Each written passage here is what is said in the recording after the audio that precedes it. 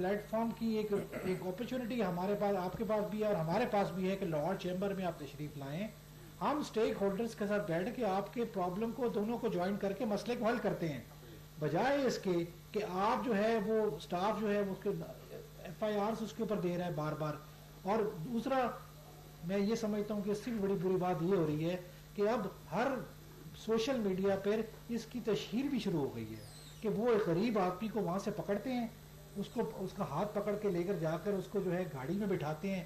تو یہ انسلٹ, تو میں سمجھتا ہوں کوئی اتنا بڑا جرم, کوئی بارڈر تو کراس نہیں کر لیا اس نے تو خالی ایک چھوٹا سا اگر کوئی پرابلم ہوئی ہے, اور وہ بھی مس انڈرسٹینڈنگ ہے کیونکہ ڈے بائی ڈے ہر روز کوئی نہ کوئی نیا قانون جو ہے راتوں رات بن جاتا ہے, اور جس کو پبلکلی جو ہے پراپرلی اس کو بتایا بھی نہیں جاتا, اور اس کے وجہ سے یہی ہوتا ہے کہ اس کا پھر مس یوز شروع ہو جاتا ہے. پریزیڈنٹ صاحب لوڈ شیڈنگ شروع ہو گئی اور حکومت نے دکانیں بھی جلدی بند کرا دی, کاروبار بھی بند کرا دیے, اس کے باوجود صورتحال کنٹرول میں نہیں ہے.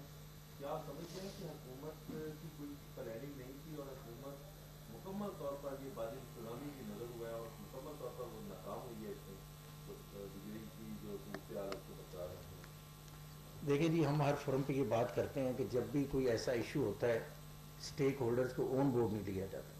یہ جو پالیسیز بنتی ہیں پھر ان کی امپلیمنٹیشن ہوتی ہے, پھر آپ کو پتہ ہے کہ وہ اگر آپ کو قانون بنائیں اس پہ امپلیمنٹیشن ٹھیک سے نہ ہو سکے تو اس قانون بنانے کا کوئی فائدہ نہیں.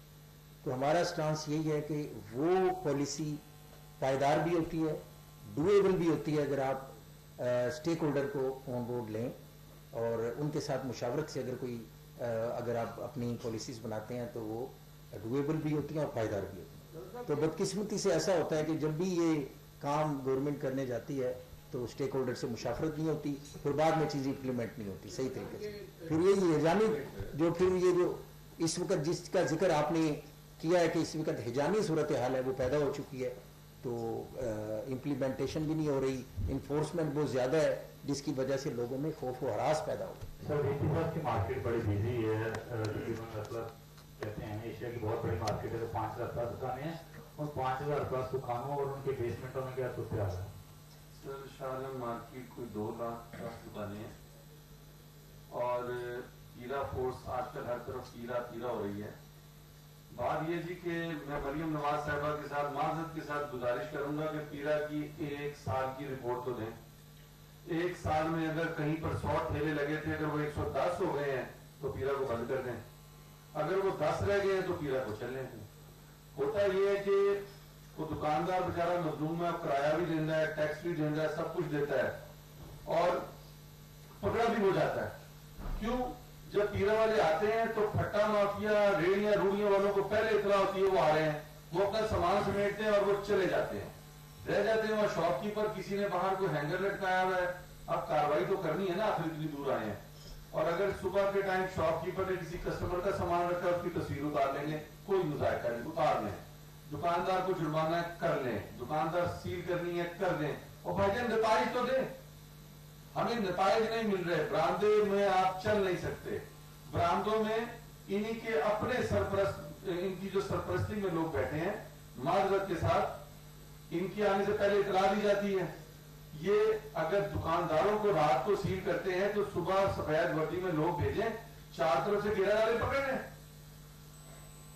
صرف ہوتا کیا ہے کہ یہ شاپ کیپرز کو جب اریٹیٹ کرتے ہیں, شاپ کیپر جب ایجیٹیشن کرتے ہیں تو یہ آگے سے یہ بات کرتے ہیں, دیکھو یہ دکانداروں نے کیا بٹھائے ہیں, یہ جان کے دکانداروں کو اس نہج پہ لاتے ہیں کہ جس سے وہ احتجاج کریں, حالانکہ جو ان کے پروردہ ہیں ان پر ابھی تک کتنی دفعہ جیلیں دی گئی ہیں.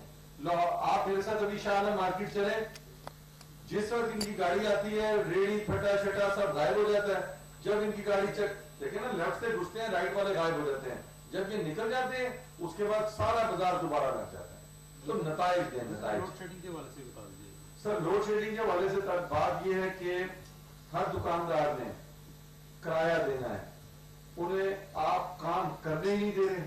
ابھی پریزیڈنٹ صاحب نے بڑی اچھی بات کی کہ بھائی ٹیکس کیسے جنریٹ ہوگا. بڑی مارکیٹس کے اندر کرائے بھی زیادہ ہیں, ہر لوگوں کے پاس گوداموں کے کرائے ہیں, ملازم ہیں, ان کے پیسے دینے ہیں. صبح ہول سیل مارکیٹس بھی اب تقریباً 10:30 11 بجے کھلتی ہے. सारा दिन लाइट जाती है, 5 से 7 बजे लाइट जाती है, कारोबार कैसे करें? और अगर आपने पेट्रोल की कीमत भी बढ़ा दी है, डीजल भी बढ़ा दिया है, जिसकी वजह से जरूरियात जिंदगी की तमाम चीजें महंगी हो गई हैं, अब आप कहते हैं कारोबार भी नहीं करने देना। तो भाई जब कारोबार नहीं करने देना तो मईशत का पहिया और लोगों के घरों का पहिया कैसे चलेगा?